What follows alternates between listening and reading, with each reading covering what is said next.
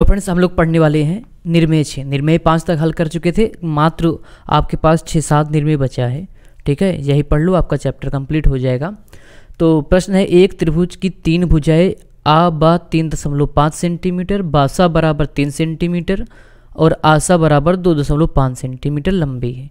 इस त्रिभुज के क्षेत्रफल के बराबर एक आयत की रचना कीजिए। मतलब आपको लगाना है सवाल कि किसी त्रिभुज के क्षेत्रफल के बराबर आयत की रचना करना। अब भाई जो दिया हो, देखो ये 2014, 17, 19 में आया है, सेम सवाल ये भी है, बस अंक बदल गया है। जैसे एक त्रिभुज की रचना कीजिए जिसकी भुजाएं 5 सेंटीमीटर, 4 सेंटीमीटर तथा 6 सेंटीमीटर है। इस त्रिभुज के क्षेत्रफल के बराबर एक आयत की रचना करना है। तो चाहे आप जो चॉइस करो, चाहे जो लगाओगे, एक त्रिभुज, फिर सेम सवाल है। मतलब कुल मिला के हम लोगों को ये करना है, त्रिभुज के क्षेत्रफल के बराबर एक आयत की रचना करना। इसका मतलब पहले हमें त्रिभुज बनाना पड़ेगा, उसके क्षेत्रफल के बराबर एक आयत की रचना करना होगा। आइए प्रश्न को हल करते हैं। तो कौन वाला लगाएं, हम लोग दूसरा लगा दें। देखो ये दूसरा पार्ट, सब कुछ सेम रहेगा, कोई दिक्कत की बात नहीं है। चलो लगाने की कोशिश करते हैं। देखो एक त्रिभुज की रचना कीजिए जिसकी भुजाएं 5 सेंटीमीटर, 4 सेंटीमीटर और 6 सेंटीमीटर है। तो सबसे पहले हम लोग एक त्रिभुज बना लेते हैं। त्रिभुज कैसे बनाओगे, देखो जो सबसे लंबी भुजा दिखे आप उसका आधार बना देना। अब ऐसा कोई नियम तो नहीं है कि उसी को आधार बनाओगे, ठीक है, लेकिन हम लोग उसी को बना देते हैं अक्सर, तो थोड़ा अच्छा दिखता है देखने में। तो हम लोग मान लेते हैं, देखो बीच वाला लगा रहे हैं, ठीक है, एक 6 सेंटीमीटर की लाइन खींच रहे हैं, ये बीच वाला हल कर रहे हैं। बाकी सेम काम आप इसमें भी कर सकते हो, जो काम यहाँ होगा वही काम वहाँ भी। चलो सबसे पहला काम हम लोग एक त्रिभुज बना लेंगे, इसका नामकरण कर देते हैं। जैसे इसका नाम आ रख दो और इसका नाम बा रख दो, इतना काम हो गया।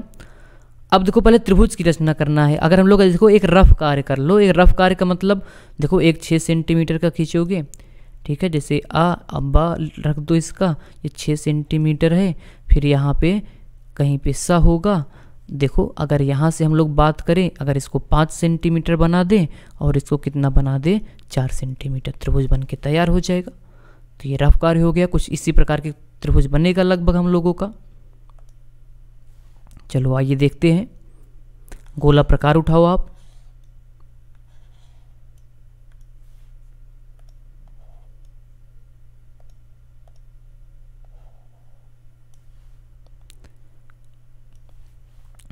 चलो देखो हम लोग क्या करेंगे। अब देखो आसा 5 सेंटीमीटर बना दे, तो हम लोग गोला प्रकार में कितना भरोगे, 5 सेंटीमीटर की त्रिज्या। और बिंदु आ पे क्या रखोगे आप, गोला प्रकार की नोक कुछ इस प्रकार से, और एक चाप लगा देना। ये क्या लगा दोगे, चाप लगा देना। आप देख सकते हो कुछ, अगर इसको पतला करना चाहते हो तो पतला कर दो थोड़ा सा।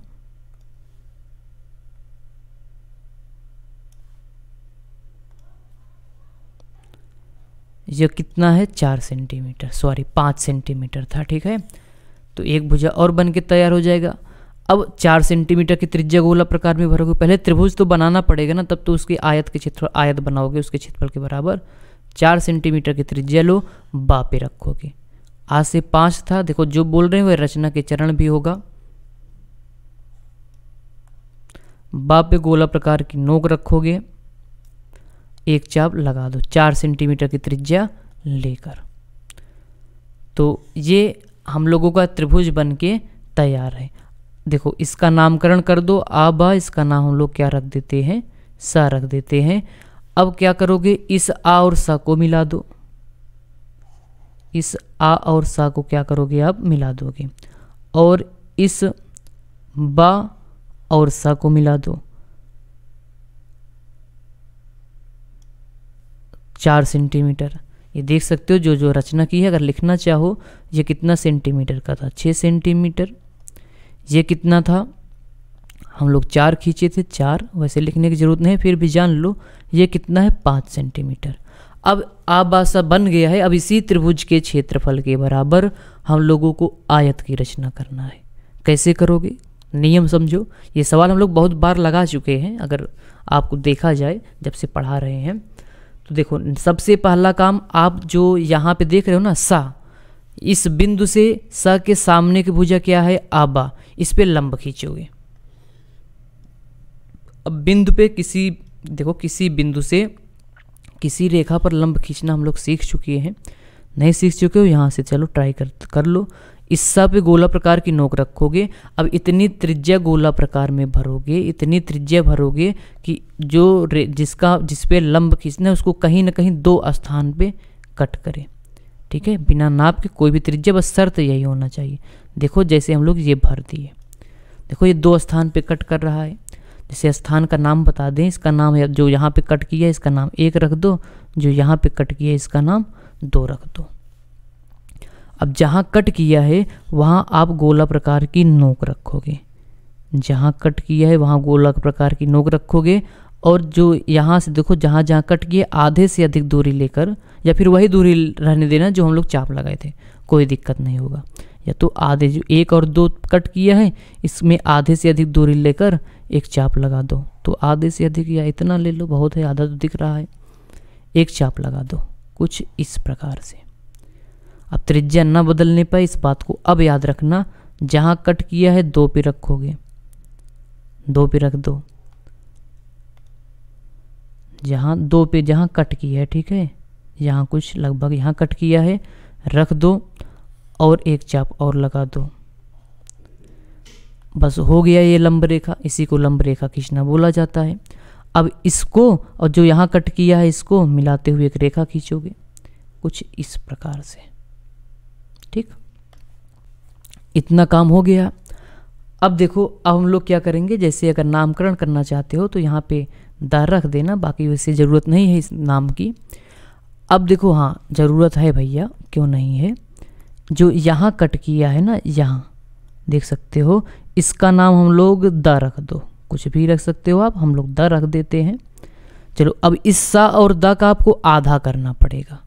सा देखो यही रूल रहेगा, अगर त्रिभुज के क्षेत्रफल के समान हमें रचना करना पड़ेगा आयत का, तो यही रूल लगाओगे। अभी हम लोग त्रिभुज के क्षेत्रफल के बराबर पढ़ रहे हैं, फिर ये भी इसका उल्टा भी आ सकता है, आयत के बराबर त्रिभुज बनाओ, ये भी आ सकता है। या त्रिभुज के, देखो आयत के बराबर वर्ग बनाओ या त्रिभुज के बराबर वर्ग बनाओ, सब इसी में आ जाएगा, रोटेट होता रहता है।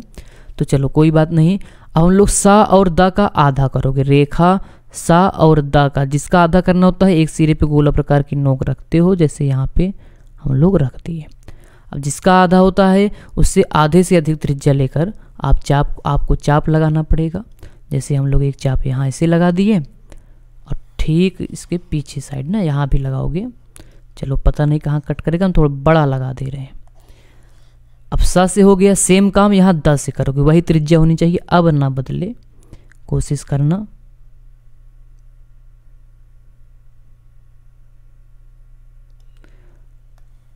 कट कर दो, जहाँ कहीं भी कट करेगा उसी को मिला दोगे तो हो जाएगा अर्धक, जैसे ये रहा।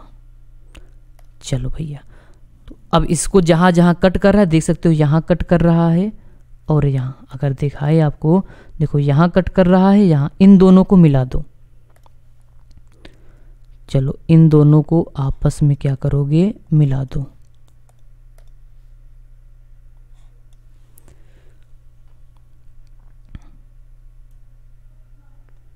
इन दोनों को मिलाते हुए थोड़ा आगे खींच सकते हो आप, इस प्रकार से, या एक इस दूसरे लाइन से खींच दो। चलो इसको मिलाते हुए हम लोग एक रेखा खींचेंगे, ऐसे आगे तक खींच देना, इसको पीछे भी बढ़ा देना, इसी के पटरी प्रकार से करोगे आप। ठीक, अब कुछ नहीं करना है हम लोगों को। देखो इस बा पे 90 अंश का कोण बना दो, आ पर 90 अंश का कोण बना दो। अब आप गोला प्रकार से भी बना सकते हो और चादे की सहायता से आप गोला प्रकार से बना देना, हम लोग चादा से बना दे रहे हैं, या आप भी चादा से बना देना। चलो भैया,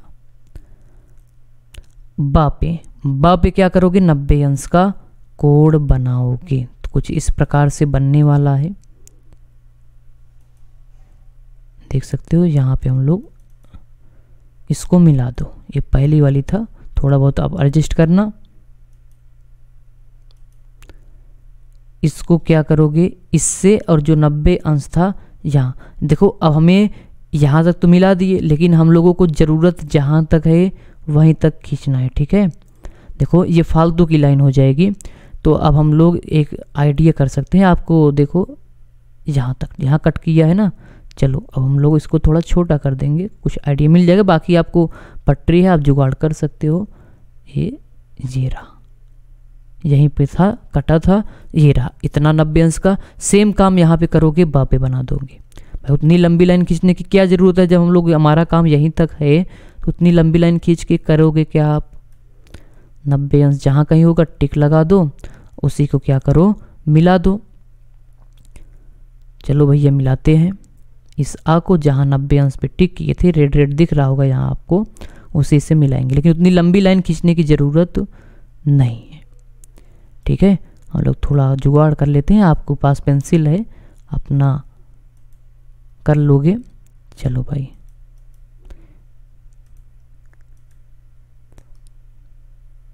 कुछ इस प्रकार से बनेगा। तो ये बन के तैयार है। इसका नामकरण कर दो, जैसे आ ब हो गया, इसका नाम चलो कुछ भी रख दो, प रख दो, इसका नाम फ रख दो।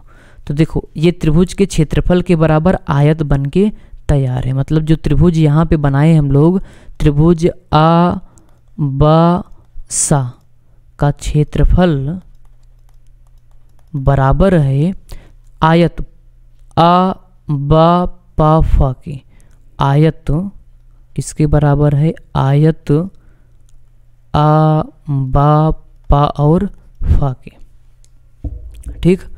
तो उम्मीद है आपको इस समझ में आ। देखो सारा रचना सेम ऐसे करोगे जब त्रिभुज के क्षेत्रफल के बराबर आयत का रचना करना पड़ेगा। इसका मतलब आपको त्रिभुज बनाना तो आना चाहिए ना, त्रिभुज कैसे बनता है। भाई इसमें तीनों भुजा दिया था, हो सकता है 2 कोण 1 भुजा देते, 3 चीज़ दिया रहेगा, त्रिभुज आराम से बना सकते हो। उम्मीद है वीडियो पसंद आया होगा। चैनल को लाइक सब्सक्राइब जरूर कर दीजिएगा। वो तो होगा नहीं, बोलने से कोई मतलब नहीं है। धन्यवाद, मिलेंगे नेक्स्ट वीडियो में।